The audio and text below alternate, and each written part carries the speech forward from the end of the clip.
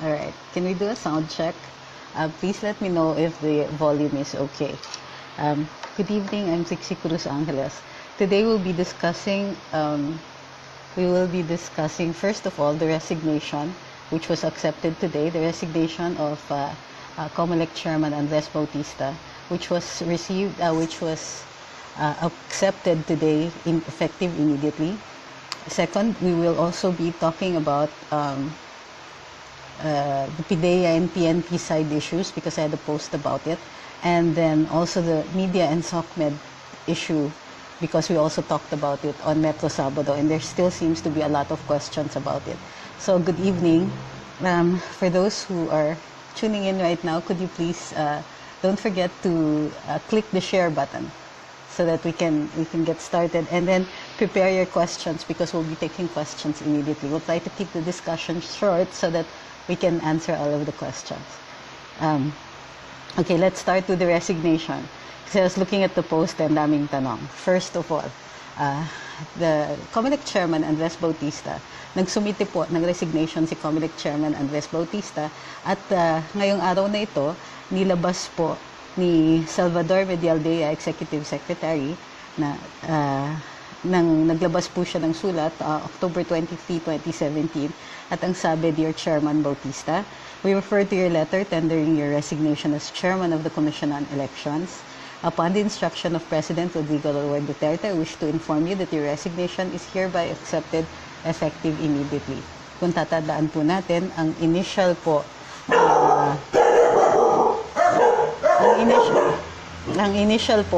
na resignation na sinubite ni Attorney Bautista sa COMELEC ay effective last day of December 2017.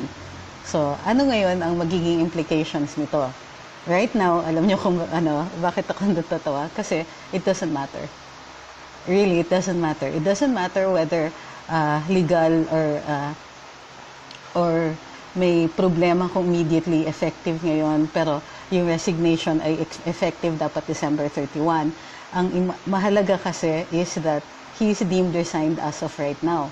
Ang presumption of regularities on the part of the President, so ibig sabihin hindi na rin siya papapasukin. Pwede po kasing tanungin ni COMELEC Chairman Andres Bautista kung legal po yung inaccept ang kanyang resignation effective immediately, kahit nagre-resign pa siya for the end of the year. Kaya lang, by the time he files a case, and by the time that case is resolved, ma-overtaken by events na siya. Aabutin ng December 31, and then everything will be moot. That's why it doesn't matter. What is important is, sinasabi ng Pangulo, is umalis ka na dyan ngayon pa lang. Huwag mo nang sabihin na hanggang year-end ka. Tinatanggap namin yung resignation mo, at effective ito immediately. Contest mo man, kahit mag-file ka ng TRO sa korte ngayon, by the time maayos yan, tapos na po ang period ng December, ng effectivity. Kumbaga, magiging effective na yung original resignation letter. So, what is the point? There's no point. Ang sinasabi ng Pangulo, umalis ka na dyan ngayon, and his choice really is to just leave immediately. Kasi susunod yung ibang mga COMELEC commissioners at i-deem na considered resigned na siya as of now. The only thing left for him to do is to clear out his belongings. Anong implication nito? Ibig sabihin, as of right now, kinoconsider na natin na ordinary citizen si Attorney Bautista, at maaari na po siyang kasuhan ng iba't ibang kaso na could effectively remove him from office. So, ang mga pwedeng isampanin, well, of course, Tisha Bautista filed a vowsy case. Wala siyang immunity doon. Pero, pwede na siyang i-file ng administrative na kaso doon sa Integrated Bar of the Philippines for suspension or disbarment. Maaari na siyang file ng mga graft cases ukol doon sa pag-upo niya sa PCGG at sa anumang problema na nag-a-arise doon sa kanyang pagiging COMELEC chairman. So wala na po yung immunity niya, maaari na pong mag-umpisa yung mga kaso, maaari na pong tumanggap ng mga kaso laban sa kanya doon sa Ombudsman, sa Office of the Ombudsman. So inuulit ko, it doesn't matter. Kahit sabihin pa niya yung date of effectivity ng resignation niya ay end of December 2017, Pero sinasabi ng Pangulo, ngayon ka na umalis. Doesn't really matter because even if there was a reason for him to go to court, by the time the case is actually heard or resolved, tapos na ang December 31, 2017. So, what does this mean also? Ang dami po kasing nagtatanong ano ba ibig sabihin nito? Pwede na ba siyang kasuhan? Opo, pwede na siyang kasuhan. Effective immediately. And even if, kasuhan siya ngayon, tapos i-contest niya, sabihin niya may immunity pa siya, all people have to do is refile it ng January. So, maliit na bagay po. Kasi ang liit ng period between now and December 31. So, it doesn't really matter. It's considered, what we say is that it is considered moot. Even if maging legal issue yan, kahit isang pa rin yung kaso ni Comelec Chairman Bautista to stay in position until December 31. Moot din siya. Hindi na ma-resolve ng courts. So, moot. Okay? So, ano yung kung meron pang mga tanong, titignan ko yung mga questions kanina. So, kadalasan ang sinasabi nila, ang tinatanong ninyo is, anong ibig sabihin yan? Pag sinabi ng Presidente, effective immediately, pero ang resignation December 31. Like I said, doesn't matter. As far as the President is concerned, resign na siya, tanggal na siya from office. And the presumption is in his favor as head of the civil service. At saka, this is a resignation. This is not a removal made by the President. In other words, hindi siya tinatanggal ng ating Pangulo. Siya ang nagkusang mag-resign. So, ang ginagawa lang ng Pangulo is ina-advance lang niya yung date of resignation niya. Anyway, si Comelec Chairman had offered to leave office voluntarily. So, meron nagtanong dito, anong ibig sabihin nun with regard to impeachment? Alam niyo kasi, ang impeachment, ang pakay ng impeachment is to remove somebody from office. So, yes, definitely wala na pong impeachment kasi aalis na siya tinanggal na siya or matatanggal siya by the end of December. So, there definitely will not be an impeachment anymore. Huwag kayong ma-disappoint kasi yun lang naman yung pakay ng impeachment matanggal siya sa pwesto niya. Kasi obviously he's not going to, if he didn't leave voluntarily, then this was a compulsion, this was an action para matanggal siya sa office even if ayaw pa niya. Okay, so yes, definitely wala na pong impeachment trial. Remember, impeached na siya impeached siya sa House. Yung nangyayari po sa Senado, ang tinatawag dyan ay impeachment trial o kaya trial. So, na-impeach na siya, ang mangyayari is wala na pong trial dahil tanggal na siya sa pwesto. Yes, pwede po tayo mag-celebrate. Okay? So, if you have any questions, ipadala niyo na. Kung hindi ko po mabasa, then it's okay because I just send it again so that I can read it. Next. May post ako earlier dun sa page regarding dun sa war on drugs. Malaki yung pagbabago kasi mangyayari dahil nga tinurn over na sa PDEA ang primary enforcement ng anti-drugs drive natin. So, yung tinatawag na war on drugs, ang primary enforcer ngayon ay magiging PDEA na po. So, ang daming nagsasabi, baka hindi kaya ng PDEA kasi wala silang personnel. Number one, hindi totoo yun. Kasi hindi po totoo na walang personnel ang PDEA at baka hindi nila kayanin. Kasi ang PDEA, meron po silang power o meron silang mandato na mag-deputize. Anong ibig sabihin nito? Maaari silang kumuha ng galing sa ibang mga sangay ng gobyerno o ibang mga serbisyo sa gobyerno. Maaari silang kumuha ng mga pulis, humingi sila sa PNP ng personnel at i-assign po, isa-secondment sa kanila. Pwede rin sila kumuha dun sa AFP. So, matagal na po nilang ginagawa yon. Hindi po yan magiging issue. So, that's why hindi po issue yung kakulangan ng personnel. Ang PDEA po ay nationwide ang kanyang scope. So, maaari po silang mag-deputize ng personnel sa lahat ng regional commands sa buong Pilipinas. So, hindi po issue yung kakulangan ng personnel. It has always been kung natatandaan nyo, no, si Marcelino na dati siyang primary officer dyan sa PDEA, siya po ay Marines at dineputize siya ng PDEA, kinuha muna siya sa Marines at doon siya nagservisyo sa PDEA for a while until sinodi na po siya doon sa kanyang sa unit niya doon sa Marines. So, hindi po magiging issue yan. Paaalala ko po, hindi na po ako sasagot ng mga tanong tungkol dun sa ethics case ni Senator Trillanes, anong mangyayari, ganito. Meron akong list dun sa wall ko kung ano yung hindi ko na uulit-ulitin sagutin kasi ang dalas-dalas ninyong tanungin. Yung mga kunwari, standing ng imdang mga kaso na na-file na, sasabihin ko naman sa inyo kapag nagbago na yung sitwasyon. Kung hindi pa po nagbabago, ibig sabihin, wala pang pagbabago doon sa kaso.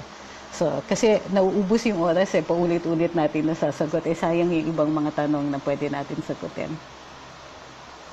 So, gaya ng sinabi ko, ulitin ko, kasi sabi ni Junic Escanilla, paano yung kaso nila, tigo, tabla-tabla. Hindi! Tanggal siya sa COMELEC, which means pwede na siyang kasuhan.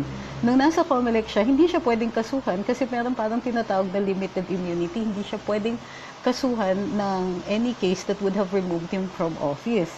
So, ngayon, nawala na siya sa opisina, wala na yung immunity niya, pwede na po siyang kasuhan sa ombudsman. Okay? So, it doesn't mean na dahil tinanggal siya sa COMELEC, wala na siyang kaso. On the contrary, dahil tinanggal na siya sa COMELEC, pwede na siyang kasuhan. Okay? Sabi ni Johnny Dizon, dito, ulitin ko ha, mali naman daw yung pag-file ng resignation letter. Like I said, it doesn't matter. It's moot. Bakit? Kahit hindi effective yung pagtanggap ng Pangulo ngayon ng kanyang resignation, effective, let's say effective yan ng December 31. Kahit magkaso po si Andres Bautista ngayon, hindi po mariresolva ng korte yan on time. Even if the court says that he's entitled to stay in position until December, by the time nga mag-start ng hearing na yan, tanggal pa rin siya dahil maging effective na yung kanyang resignation letter. Huwag niyo pong problemahin yon. Maliit na bagay, hindi nga pinoproblema ng Pangulo natin So, ibig sabihin, it's moot. He can leave right now or he will leave at the end of December. It doesn't really matter. What's important is, right now, the presumption is in favor of the President. Nag-offer siya kasi mag-resign So, ang ginagawa ng Pangulo, sige, tinatanggap ko yung resignation mo. Pero ngayon na. Anong gagawin niya? Papalag siya? Anong gagawin niya pagpalag niya? Magfa-file siya sa court? Anong gagawin ng court? By the time mag-umpisa ang hearing niya, naging effective na ng December 31. Diba? So again, huwag niyo pong problemahin kahit mali. Kasi ma-overtake niya by December 31. Okay? So, dun sa ano pa yung ibang mga tanong? Okay. So, dun balik tayo dun sa PDEA at saka PNP. Bakit nilipat ng Pangulo ang enforcement nito? Sa totoo lang, ang enforcement talaga ng drug-related cases ay PDEA. Maaari naman mag-conduct ng mga drug raids or drug cases, mag-take on ng drugs cases ang mga law enforcement agencies katulad ng NBI at saka PNP, provided magko-coordinate sila sa PDEA. So, every time kunwari magre-raid ang PNP, kumukuha sila, nag-file sila ng form dun sa PDEA at either sasamahan sila ng isang PDEA agent o i-allow sila ng PDEA mismo na mag-conduct ng raid subject to yung coordination. Ano yung magiging coordination dito? Sasabihin ng PNP kung sino yung target nila, kung ano yung pakay nila at ano yung naging resulta nito. Once meron pong maaresto, i-report din nila sa PDEA kasi ang PDEA ay mag-a-attest doon sa court na nag-comply ang PNP na nag-coordinate sila with PDEA. Tandaan niyo, requirement talaga na involved ang PDEA sa lahat ng mga drugs cases. Meron na lang sila kasing informal agreement na ang coordination ay involved. In several cases, ang ikino-coordinate or sinasumite sa PDEA para alam ng PDEA na ito yung mga ginagawa ng ating PNP pursuant to dun sa pag-imbestiga nila o pag-aresto dun sa mga gumagamit ng illegal na droga o nangangalakal nito. So, bakit tin-transfer? Kasi may mga issues ukol dun sa ating sa ilang mga pulis. Sinasabi nila may mga pulis daw na pumapatay ng mga suspects, may mga pulis na pinaghihinalaan na pumapatay kahit hindi naman suspect pero ginagamit na accomplishment. May mga issues din. Halimbawa, may isang area na kinasuhan ang isang buong police station at sinabi kasi nagiging random, nagiging kung sino-sino na lang ay naaresto, kinoconsider na suspect, kanon. May mga issues pa na ang pulis daw, ang mga pulis daw mismo ay hindi nagko-conduct ng investigation, nagpipilit sila dun sa suspect, sa mga suspect na mag-confess or umamin na sila ay pusher or sila ay user kahit hindi naman po ito totoo. At dahil natatakot yung mga tao, umaamin na lang sila. So napipilitan sila mag-rehab or napipilitan silang maging under surveillance, etc. So, dahil dun sa mga issues tungkol dito, hindi naman bulag ang ating Pangulo, inilipat po sa PDEA para hindi na po magka-issue. At saka habang iniimbestigahan ang mga pulis na may issue tungkol sa kanila. Halimbawa, ayon kay Chief Bato, nung tinanong namin, may 1,600 na administrative cases laban sa ating mga pulis. At dun sa 1,600 na yan, 400 na po ang natanggal sa ating kapulisan. Which isn't really a word. Anyway, tanggal na po sa PNP. So, bakit mahalaga ito? Kasi nga, kung maraming naghihinala na ang ating mga pulis ay mismong, kumbaga, bantay sa lakay, hindi sila, kumbaga, para sa accomplishment nila, pinipilit nila yung kanilang numbers or pipilitin nila yung pagkuha ng mga suspect kahit hindi naman totoo, mag-manufacture sila ng ebidensya, magiging detrimental din po yan dun sa ating war on drugs. Magiging detrimental at mapapasama ang ating Pangulo. Maliwanag naman po na exceptions ang mga pulis na if ever gumagawa nito. Ang mahalaga ay maimbestigahan sila at either ma-clear sila o makulong sila. There is no two ways about it. Bakit? Kasi ang giyara ngayon para sa public opinion ay hindi na dito sa Pilipinas kundi abroad. Marami sa ating mga ilang politicians at ilang mga pribadong tao din na nagkakalat ng balita na ang ating war on drugs ay actually multiple executions sa isang gabi. Alam natin na hindi po totoo ito. Pero gayon pa man, ganun yung nagiging image sa atin. Kaya nga po dati ginagamit ang term na extrajudicial killings o kaya state-sponsored killings. Kasi ang magiging at fault dito ay mismong Pangulo. Pinapalabas nila na mayroong polisiya ang ating gobyerno at ang gumawa o nagutos ng polisiya na to ay ating Pangulo mismo. So kung pardon the French, if our cops screw up, or if they are the ones who are corrupt, or sila mismo ay members ng sindikato ng droga, at pinapatay nila, sila mismo ang pumapatay dun sa ating mga drug suspects, mag-fail po ang ating war on drugs, at hindi natin mapupuksa ang problema, at hindi natin mapupuksa ang ating mga drug lords. So, it was essential para sa ating Pangulo na ilipat muna sa PDEA habang iniimbestigahan ang mga problema doon sa PNP. Hindi sinasabi ng Pangulo na widespread ang problema, pero essential dahil yung iilan na may tuwali sa ating kapulisan, yung iilan na tuwali na pulis, ay maaaring makaapekto sa buong programa at sa buong PNP.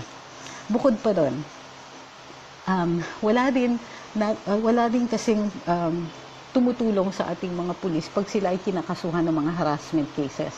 Kung titignan ninyo, yung ilan sa mga very effective nating pulis, patong-patong ang kanilang mga kaso.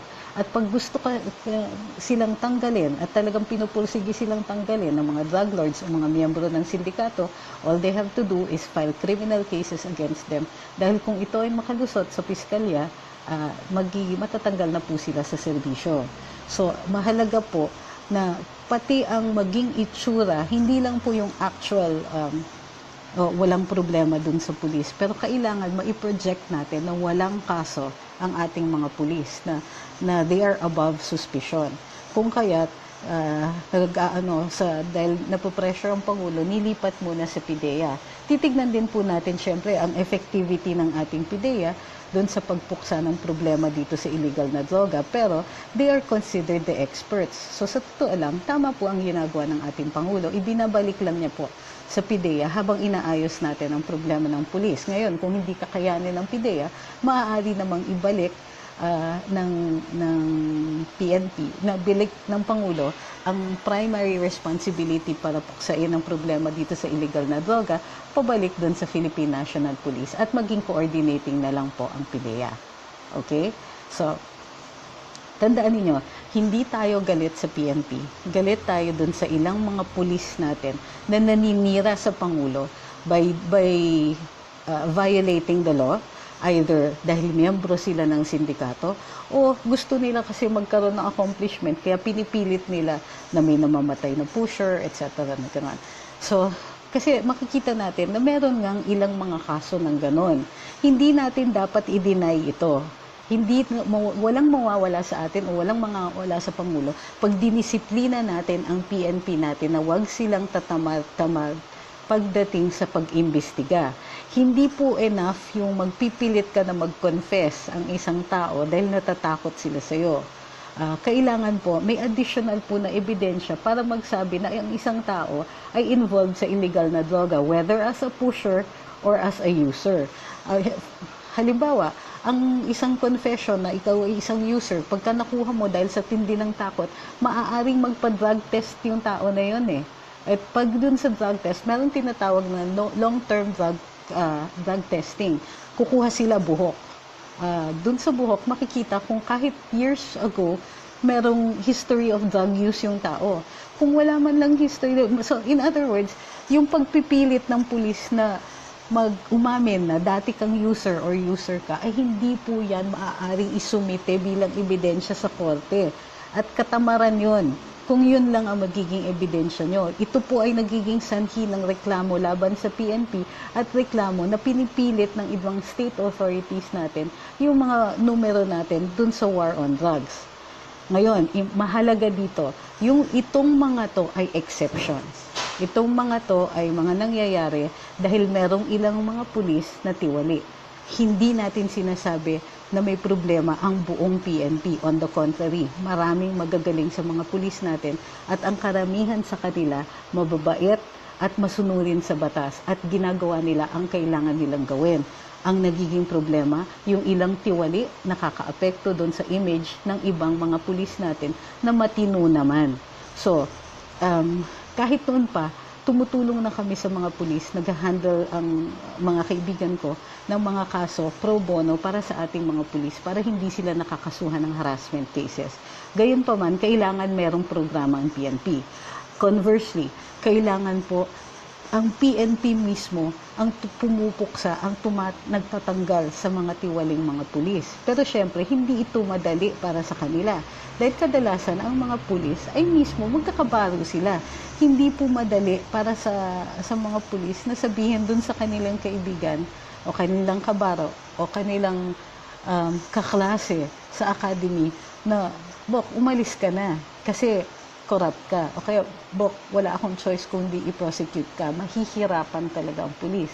So, it is possible din na kailangan merong external body na nag-iimbestiga dito sa ating mga pulis. But until that happens, kailangan mo muna na i-address ng Pangulo yung problema dito sa PNP kung kaya't inilipat muna sa PDEA. There is nothing wrong with that. And we wish that the PDEA have not just good luck, but the strength na mapuksa nga ang problema natin dito sa illegal na droga.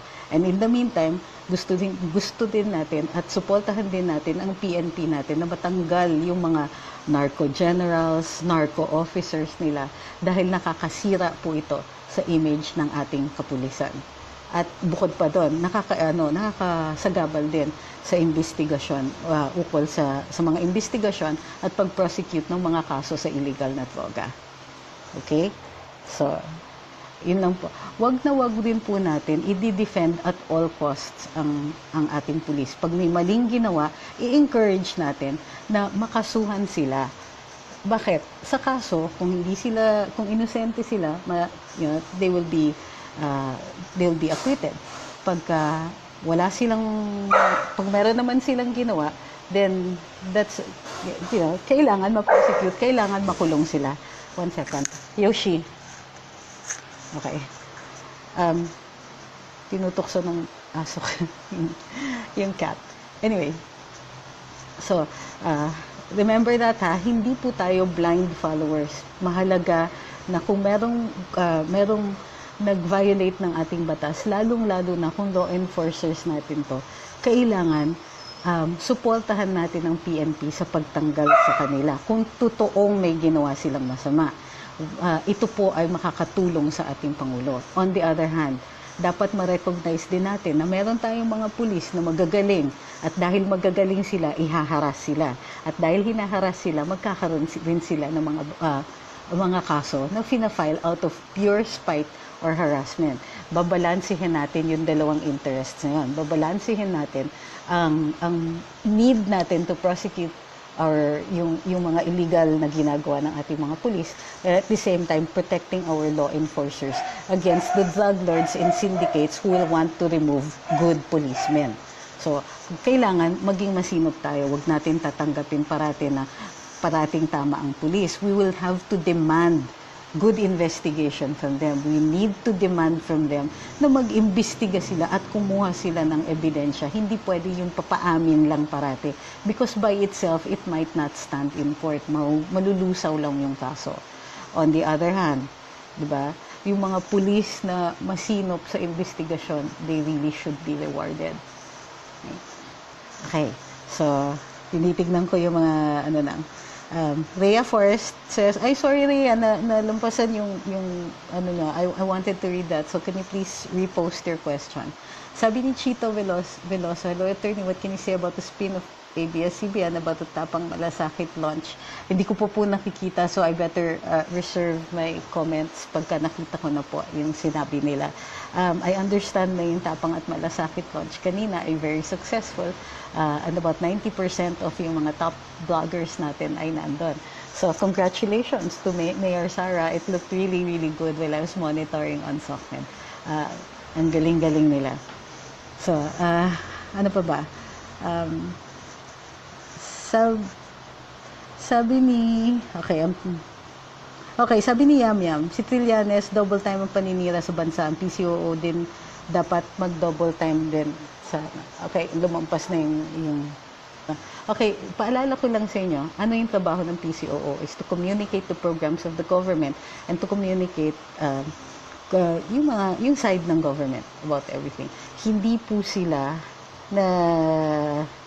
po, at least right now, hindi po on paper trabaho ng PCOO na makipagtunggali kay Senator Trillanes sa totoo lang. If Senator Trillanes is committing a crime dun sa ginagawa niya, and I'm not saying he is, kailangan tignan natin kung meron ngang krimen na ginagawa ang ating senador or kung meron siyang violation ng ethics bilang senador. But it is not the PCOO who will do that. Okay? Kung kunwari lang example to, ginagawa ko lang example si Senator Trillanes, nandito siya sa Pilipinas, naninira siya sa bansa, naghihikayat siya sa mga tao na magrebelde sa gobyerno, o kaya pinaprevent niya ang pag-execute ng isang batas, o kaya meron siyang scurrilous libels laban sa gobyerno, naninira siya sa gobyerno dito, at itong paninira na ito nakaka-apekto sa ating status abroad, at saka nakaka-apekto, let's say, ng ating mga trade agreements.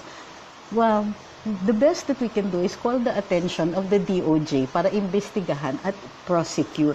Kasi inciting to sedition na po ito. O kaya inciting to conspiracy to commit rebellion, yung mga ganon. Kung sa tingin natin, merong krimen na ginagawa ang isang tao, hindi po PCOO ang gagawa nun. Hindi po PCOO ang mag-prosecute nun. Mag-iimbestiga DOJ through the NBI o kaya DILG through the PNP. Pangalawa, ang tanong ko, ano po ba ang ini-expect natin sa PCOO?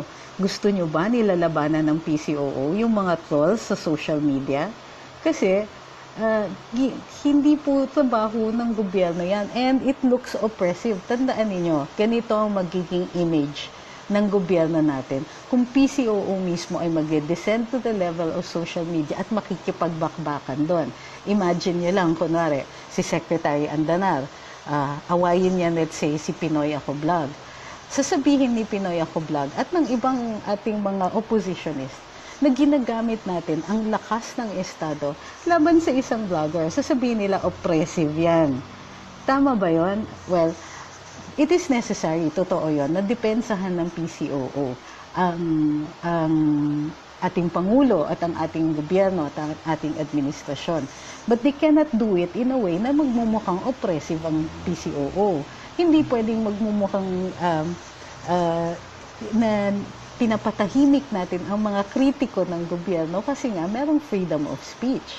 So, pag sinasabi natin, hindi ba dapat may ginagawa ang PCOO about this? I think it is important for the national discussion to tell PCOO, ano ba ang gusto ninyong mangyari? Ano ba ang gusto ninyong sabihin ng PCOO at gawin? Be specific.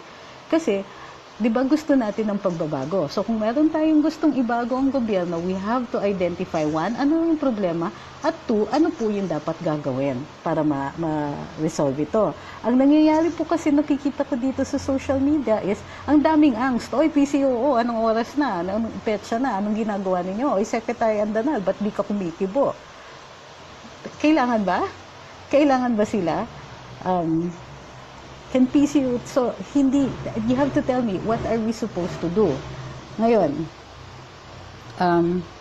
sabi ni Lester Ang, PCOO doesn't need to fight bloggers, but they can release statements to clarify and correct misinformation. But PCOO has been doing that. The Spox Abelia has been doing that, and Secretary Martin has been doing that. At nagbablast parate ang PCOO ng various statements, both ng Pangulo at ni through Spox Abelia.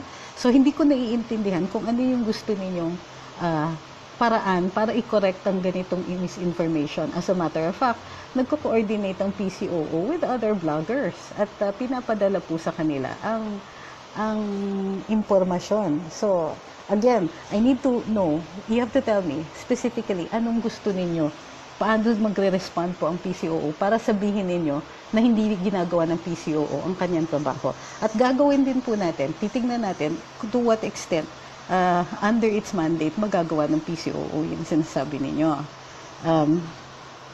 Sabi ni Risa Sales, who gets to choose the next COMELEC chairman? Can the new chairman assume duties right away? Yes. The President appoints COMELEC commissioners. Hindi po ito dumadaan ng commission on appointments. And can he, yes, but it will depend kung ang appointee ay nag-fulfill lang ng unexpired term ni Chairman Bautista or meron siyang sarili niyang term. So that's what the President has to be specific about. Sabi ni Pinoy, Yuzi, magkaroon ba ng talk show? Sorry, you have to repeat your comment. Di ko nakikita. Ang bilis eh. Yui San says, can PCOO coordinate with international media like BBC2? Yes, in fact. That's what PCOO did. In-interview po ako ng PCOO, ng BBC, pero hindi po nila pinost. And I was explaining about Jover Lauro, pero pinipilit po ng BBC, ang gusto nilang topic, ang pag-usapan, ay yung mga trolls daw na hinahire ng ating gobyerno. So, tandaan niyo, nagiging iba po ang image po natin. Not just because of these interviews, but because of the way we conduct ourselves. So, you have to be very, very careful also now on social media kasi dapat responsible din tayo sa pakikipagpaligsahan o pakikipagtunggali dun sa mga oppositionists na nakikita natin online. Right now, ang international media ay nakatutok sa atin. But does PCOO coordinate? Yes, it does. It will not coordinate. Hindi siya, we cannot tell them what to do. We can only demand things like, oh, you didn't get our side. Kasi in-interview si Jover Lauro. Eventually, they interviewed me rin, pero hindi nakapost. And not only that, yun nga, it was really weird. Parang hindi ako natuwa dun sa interview kasi medyo nakakagulat yung mga tanong dahil originally, the question was on yung alleged, yung Pinoy ako blog. Pero ang naging topic is about online trolls. So, Attorney, may programa bang PCOO mag-feed ng mga accomplishments or noteworthy news lalo na sa war on drugs sa international media? First of all, yung mga stories na ginagawa ng international media, hindi tayo ang nag-feed niyan. So what makes you think that they will pick it up because we fed it? So, mali yung analogy dito eh. PCOO will always give out information locally and internationally, and they have been doing that. The reason nagre-report ang international media is because there is a propaganda war. At nag-hire ng mga PR, and may pondo yung ating mga kalaban dito. And it is essential for us to understand that this is what is happening in spite of what the government is doing. Now, siguro, ang gusto ninyo is mag-step up. Pero, ang PCOO, while PCOO can coordinate with basta merong representatives, no, yung mga international media dito, pwedeng mag-request look, you interviewed one side of it, we're asking for the opportunity to speak our piece about it, to say our side. So pwedeng ganon. That is the best that government can do with regard to yung mga sinasabi ng international media. Ang wala tayo kasi is, dati merong mga press attaches sa ating mga foreign agencies, sa mga embassies natin. We don't have press attaches anymore. Kasi sila po ay magko-coordinate dun sa media, dun sa bansa kung nasaan sila naka-assign. PCOO can release to the news wires. But it is still up to the news wires to pick up or not. Okay, hindi natin pwedeng pilitin na, iranin nyo itong story na to. They will run whatever story they want. Okay, and as government, we cannot compel a private entity na itakbo nila at gamitin nila yung mga storya na finid natin. Marby Bautista says, the mainstream does not air the sides of PCOO, lalo na OFW, walang access sa local mainstream media. Meron naman, kasi meron tayong mga websites ng mainstream media. And meron din mga live streaming ang mainstream media natin. So I don't think that that is the issue. Right now, we have to understand, huwag kayo magagalit sa PCOO, sa gobyerno. But understand that this is a war on communications, which brings me to the third point, SOCMED versus traditional media. Ang laban dito is on who is going to give the story. On kaninong story yung mapipick up at kung anong story po ang magiging narrative nito. Naalala nyo, some months ago, nung dumalaw ang mga bloggers dito sa ating Pangulo sa Malacanang, one of the things that I told the President was this, Mr. President, there's so many bad things being said about you out there. Ang dami-daming masasama. Somebody needs to write the history of the age of Duterte. Kasi right now, kung mainstream media lang ang babasahin natin, magmumukha talagang walang accomplishment, madugo at kumbaga, puro patayan lang ang nagiging karakteristik ng administrasyon na ito. Samantalang kung babasahin nyo ngayon, ang dami-daming accomplishments. Meron tayong DPWH na ang bilis-bilis na ng mga proyekto at nababayaran kaagad ang mga kontratista. And from what I hear, dun sa mga in-interview ko na ilang mga kontratista, they are very, very happy dahil minimized na ang corruption at halos wala ng corruption sa DPWH at mas malaki na po ang take home ng ating mga kontratista. Malaki pong development yan. So, ano pa, meron tayo, ito hindi ko talaga makalimutan free education up to the tertiary level. Yung ating healthcare, inaayos na po. Matino yung ating PhilHealth. Ang mga government agencies natin are cleaning up. And ngayon, this political will to modernize our transportation system, malaki pong bagay yan. Pero pag tinanong mo tungkol sa Pilipinas abroad, ang naaalala lang nila ay itong war on drugs at ang daming patayan.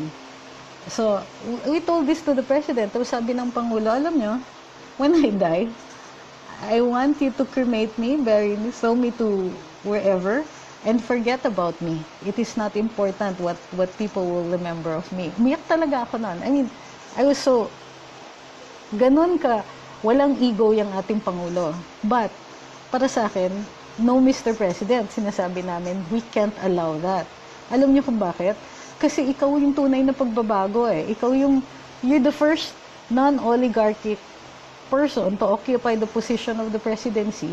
At pag nawala kayo at hindi ma-preserve ang memory ng nakikita natin ngayon, hindi na ito mauulit. Sabi ko, and I think the Filipino people deserve better. Tahimik lang siya, pero I think that they also understand that. Kung titignan nyo, ang PCOO natin is also stepping up pagdating sa social media. Saan ka ba nakakita na meron isang assistant secretary whose blog is so powerful, so far-reaching, and so influential, na tinitira siya ng mainstream media na walang ginagawa ang mainstream kundi bantayan siya. So, ibig sabihin, these are signs also of our effectivity. Signs that the PCOO has acknowledged na bago na po ang panahon ngayon. We have to take into consideration social media and the fact that government officials do have social media accounts. So, we will see, we will see how things turn out. But right now, if you want some changes in the PCOO, you're going to have to inform the PCOO or any of its officials, or I can relay it to him, or I can relay it to ASIC Mocha, or you can tell ASIC Mocha exactly what kind of change you want. And I assure you, very responsive po both si Secretary Abella at saka si Spox. Si Secretary Andanar at saka si Spox Abella. Sorry. So, okay? So, ngayon, the between SOCMED and traditional media, this is a war for the narrative. Okay? So, ang nagiging, pero meron tayong mga titignan na implications. Bakit may problema ang traditional media sa social media? Well, of course, social media gets a lot of engagement. Diba? Yung mga top vloggers natin, na-outperform nila yung ibang mga major broadcasting stations, yung mga major broadsheets, na-outperform nila, na-out-engage, na-out-hit nila yung mga accounts nitong mga to. So, they are reaching an audience that is farther or at least threatening to mainstream media. So, syempre, mainstream media will have to protect its own. Now, we're not saying that that's all that they do. Essential din po, lahat ng mga nagko-cover ng news. Kumbaga, information is so powerful, we don't need to lessen it, we need to add to it. We need more people giving information. We need more people who are telling us the truth, or more people who are giving us various aspects and various viewpoints of the same truth or the same fact. Hindi po sagot sa ating problema ang bawasan yung mga boses, kundi dagdagan. So to combat misinformation, you will have to produce more information. So anybody, whether it is SOCMED or TradMed, na nagsasabing tanggalin yung isang side, hindi po dapat yan. All sides have to be heard. Okay. Ngayon, ang ginagawa po ng ibang nasa mainstream, not saying all, kasi marami naman dun sa mainstream media nakakaintindi. So merong mga ilan na nagsasabing, hindi reliable ang SOCMED kasi they don't vet their information. Wala silang editors, wala silang ganito. Ang problema is that traditional media markets itself as objective at saka yun nga, nagve-vet sila ng information. So, now, that's good. Actually, that is fine. They set a good and very high standard. But the problem is, they also have to deal with what we call editorial policy. Ano po ba yung editorial policy? Maaari po kasi ang isang stasyon o isang broadsheet or kahit anong publication na mag-set kung ano yung magiging anggulo ng kwento. Okay? Or pwede rin silang magsabi, huwag niyong i-cover yan. So all of these are pursuant to yung tinatawag natin na editorial policy. So between editorial policy at saka yung sinasabi nilang objectivity, makikita natin na they're not really objective. They are presenting a particular side, and it could be factual, but it is an angle. It is a viewpoint. Diba? Yun lang sa pagtanong kung anong fact ang ibibigay sa atin. Whether it is social media or mainstream media, kung anong fact ang ihahain, kung anong viewpoint ang ipapakita, kung ilan ang i-interview, kung ano-ano ang ipipresenta, at ano yung magiging story. Yun, lahat yon ay anggulo ng mga facts. Kasi sa totoo lang, kung di sila mag-aangulo, hindi tayo magiging interesado mapanood o mabasa yung storya na pinipresenta nila. So this is a form of, making sure na meron silang audience. So magsuscoop sila, they want to be able to come up, both sides want to be able to be the first to come up with something, meron nangyari, gusto mong mauna, so dadami yung hits, dadami yung viewers. So yung iba na hindi mauuna, magpupresenta sila ng panibagong anggulo o panibagong aspeto ng kwento o panibagong information ungkol dun sa ano. So ganito po ang nagiging labanan. So, but in the end, the fight is really for the number of viewers and who is going to tell the story of the age of Duterte. Who is going to give the narrative. Sino dito ang tama? Ang sa tingin ko, right now, di natin masasabi kung sino yung tama. Pero tayo, iba kasi yung viewpoint natin. We are the majority and we are supportive of this administration. Para sa atin, ang mahalaga is that we understand na hindi naman perfect yung administration at tatanggapin natin pagka may mali. Tatanggapin natin pagka may nagiging problema. Tatanggapin natin, but we also need to address it. Diba? Hindi yung naninira lang tayo, sasabihin natin, oy, corrupt itong taong to, and then babakbakin natin, then he gets prosecuted and all of that. Kailangan merong purpose yung ginagawa natin. Ang purpose primarily natin ay for good governance. Kasi this is our country. We all have a stake in it. Pag nag-succeed itong administrasyon na ito, lahat tayo magsa-succeed. Minsan kasi in the race para maipresenta yung kwento, in the race para mauna, or in the race para magkaroon ng mas maraming viewers o mas maraming readers, nakakalimutan na ang purpose natin dito is to build the country. So, we report the good and the bad in the context of building our nation. So, I don't really think that there should be a war between social media and traditional media. I disagree na there should be a vetting of information. Kung mali ang isang vlogger, then we will tell the vlogger, teka, mali ka, kasi ito may information na ganito. Kung mali ang mainstream media, di lalo pa. Kasi they have a wider viewership, at saka sinasabi nila na objective sila, at sinasabi nila, factual ang pinipresenta nila.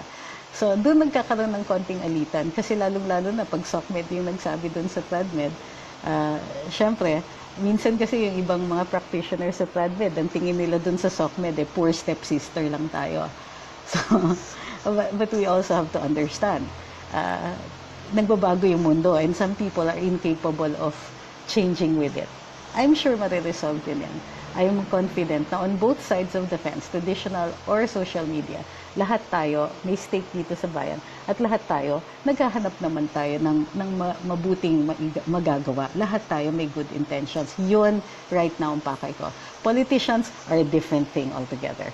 Meron iba talagang agenda yung mga yan. So, I'm not saying na walang nagagamit, whether trad media or social media. But these are, yun nga yung tinatawag natin na, this is the human side of it. I don't think, again, I will reiterate, I don't think there should be a war. I think the fact that there is now social media should help effect change and should keep both sides good. Kumbaga, this race is competition. And ano yung sinasabi nila about competition? It makes things much better. Somebody keeps calling me and I don't know who it is. So, inaano ko na lang, itinanggal ko na lang. Okay, let's go to questions. Aaron Peña says, okay lang naman magdagdag ng media basta hindi biased at dapat constructive sila. Again, let's deal with that biased thing. Tandaan nyo, don't get angry when they are biased kasi biased sila talaga. Let us accept that. Not biased in the sense that they will present wrong information, but they will present a certain viewpoint. Diba? Ito nga yung tinatawag natin na editorial policy, na maaaring sasabihin nila na gusto namin itong boses na to, ang ipi-play up natin. Gusto natin ito. Dati, hindi natin iniisip na merong political intent ang mga media. Sometimes kasi, ang hinahabol dito is to present a different story para mababasa sila. Kasi kung para-pareho yung lumalabas na stories, whether it is mainstream or social media, hindi yan bibilin. Diba? Why? Because you can, if I'm buying a particular newspaper, for instance, bakit ako bibili dun sa ibang newspaper? Pareho lang yung kwento. Bakit ako lilipat? So, that is the purpose kung bakit merong tinatawag na inaangguluhan. And also understand this, nobody is objective. Not mainstream, not social media. Nobody is fully and completely objective. So, tanggapin natin yan. Yung sasabihin ninyo, biased media, hello, matagal na silang biased. Hindi lang natin na masyadong nadedetect noon. Kasi nga, ang marketing sa atin ay objective sila. Diba? Balanced news, fearless news, walang kinikilingan, objective, etc. Ngayon, alam na natin na hindi totoo yan. Bakit natin pag-aaksayahan ng galit yan? We can get whatever information is necessary, but we don't have to believe them. We will believe when we have more information. Kung hindi kayo naniniwala dun sa storya nila, well, we are free to believe otherwise. Diba? Yun yung ano. So, pag sinasabing wag silang biased, wag silang paano natin pipilitin yan? They will tell whatever story they want. But tayo, we can choose to believe them or not. And we can refuse to buy what they are selling. Diba? So, yun yung power natin as consumers. Pwede natin hindi puntahan ng websites nila. Pwede tayong mag-unfollow dun sa mga ano na yan. Gaya ng ginagawa dati, meron tayong unfollow Rappler. So, yan yung ano natin. yan yung power ng mga consumers. The same way that voters have the power, tatandaan lang natin yung mga maling desisyon na ginagawa ng ating mga politiko and then not vote for them again later on. So, we don't have, remember this, media can be biased. Yan yung freedom of speech eh. But we don't have to buy what they're selling. Diba? We can walk away from them. We can refuse to believe them, or we can even directly call them out. Oy, ano bang klaseng article ito? Naglabas kayo ng article, sasabihin niyo sa amin na objective kayo, pero yung isang side lang ang pinipresenta ninyo. So, we can do that. Okay. Anton Dacuba says, di ako naniniwala sa news ng mainstream media, nakakabuisit silang panoorin. Dati idol ko sila, pero now, love ng ipaaramid station nila. So, I'm assuming that lumilipat na kayo dun sa mga dating station ninyo. And yes, that is our power to do that. Tito Salate is asking about na yung Pilipino. Wala pa akong information tungkol sa kanya right now. Sabi ni George Calderon, it's time to advertise, not to buy mainstream media. Yes, we can do that. What is the status of Andres Bautista? Diniscuss na po natin yan. Sabi ni Terry Senyo, I call out mainstream media when they slant stories. Yes, that's what we should be doing. Sabi ni whatever. Attorney Trix, sa case po ni Mayor Mabilog na nag-leave of absence, according sa info, hanggang October 30 lang leave niya. At kapag di pa siya nakabalik, maaaring mag-extend ng leave niya. At kung sakali di siya makabalik, will be accountable for that. Yes, he can be removed from office pag hindi po siya bumalik. Okay? Ano pa? Dun sa kwento tungkol nga dun sa affidavit ni Serenio, nag-issue po ng disclaimer si dating Secretary Mar Rojas na hindi daw niya alam itong mga to. Pero for him to say na fake news, teka muna, iba yan. Kasi nag-execute ng affidavit si Serenio. And what is an affidavit? It is a sworn statement. Ibig sabihin, he attested to his statement in front of either a notary public or a prosecutor. So, this is not an ordinary statement that is being given on social media. This is somebody who is witnessing to a particular fact. So, medyo mabigat po ang statement ni Serenio, lalo na coming from somebody who's involved in the drug trade. Yung statement po ni dating Secretary Rojas, so of course we can take that into consideration. Pero it is what we call a denial. So anong ibig sabihin nun? Hindi nabasag yung argumento o yung attestation ni Serenio tungkol kay Secretary Rojas, kay dating Secretary Rojas.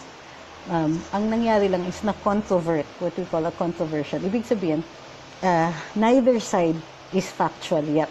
Ang mangyayari niyan is both sides will now have to start presenting evidence para mapakita yung side nila kung ano yung totoo doon. Okay? Yung mga hindi pa po nag-share, kung maaari, mag-share na po kayo kasi parang lumalabas dito of the 1,000 who are online, 205 shares lang. Uy, mag-share naman po kayo. Sabi ni Nico Cinco, dapat i-cancel ng permit ng bias media.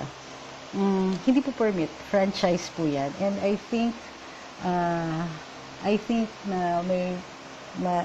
that for renewal na po ang franchise ng ABS-CBN. Like I said, wag na tayo magalit. All media is biased. They have editorial policy. Kumbaga, yung degree lang ng pag-aanggulo ng story, at saka yung insistence or consistency nila pagdating doon sa pagpupresenta ng storya. Kung sa tingin natin hindi buong-buo na storya yung magpapakita nila sa atin, then it is our decision, one, not to believe in it, and two, to walk away.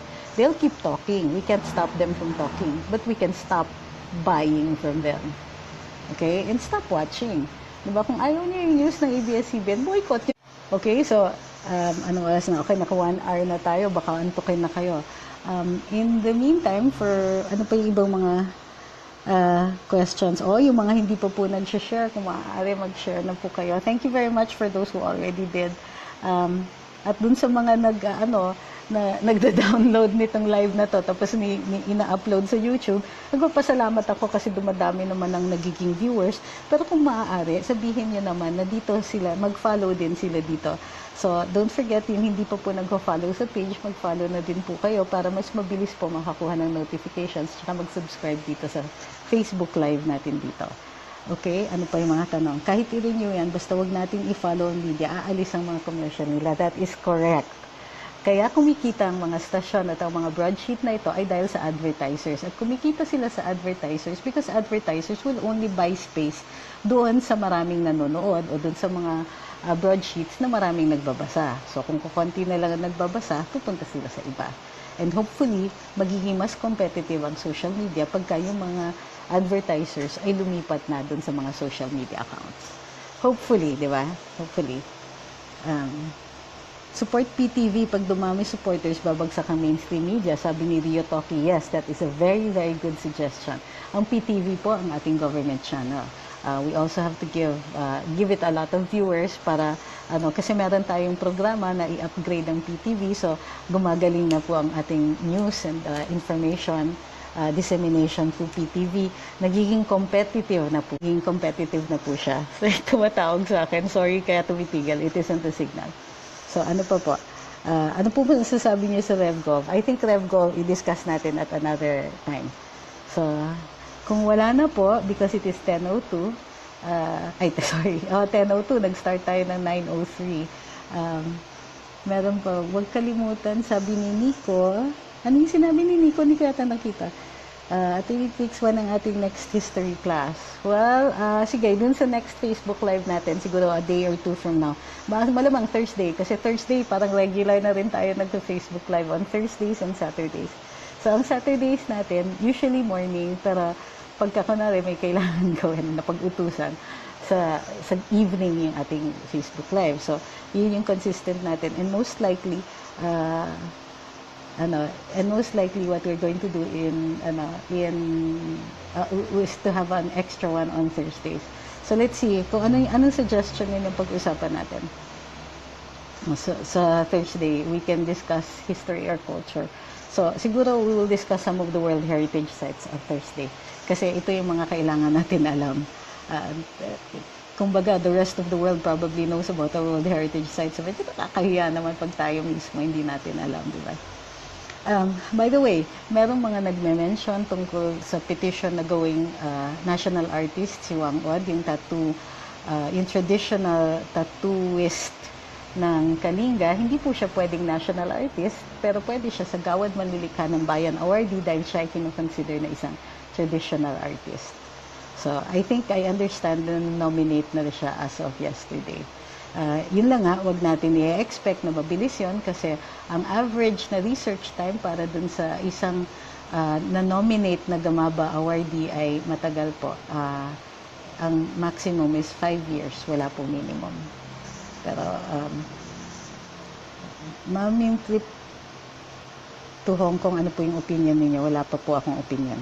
Attorney, nanao po ba yung pambato natin dun sa botohan? Hindi ko po alam yung sinasabi niya. Okay, so if there are no other questions, mag-isasara na po tayo today. Maraming salamat po sa lahat ng nanonood at dun sa mga hindi pa po nag-share. Kung maaari, mag-share na po kayo. And thank you again very much. A lot of you are very, very intelligent and very entertaining questions. Maraming salamat po yan. Ay, teka, merong isa pa. Ano po kayang gawin ng PCOO sa issue ni Raisa Robles sa UCLA? Like I said, extraterritorial yan. Ang PCOO, well, we don't have press attaches attached to our government, to our embassies and consulates. At saka syempre, we cannot stop people from speaking. We can only file cases against them for, unlawful publications, as we discussed before, and inciting to sedition. At saka, of course, libel. So, we cannot stop them from speaking. We can file cases afterwards. Ang tanong lang kasi, since these are being done abroad, if merong extraterritorial applicability po ito, and I doubt it. So, what can we do? Well, let's see first what they have done here locally, and maybe we can prosecute them for what they have done here. Okay? Dun sa it's something that I need to emphasize. The freedom of speech is one of our biggest freedoms, and we don't want to curtail it for any person, not for ourselves, not even for our enemies. Because ano nga ba ang panglaban, di ba, sa misinformation? Ang panglaban sa misinformation is more information. So, okay. Good night. Maraming salamat po dun sa and I will be closing this today's Facebook Live. Thank you very much for listening, and I will see you next time.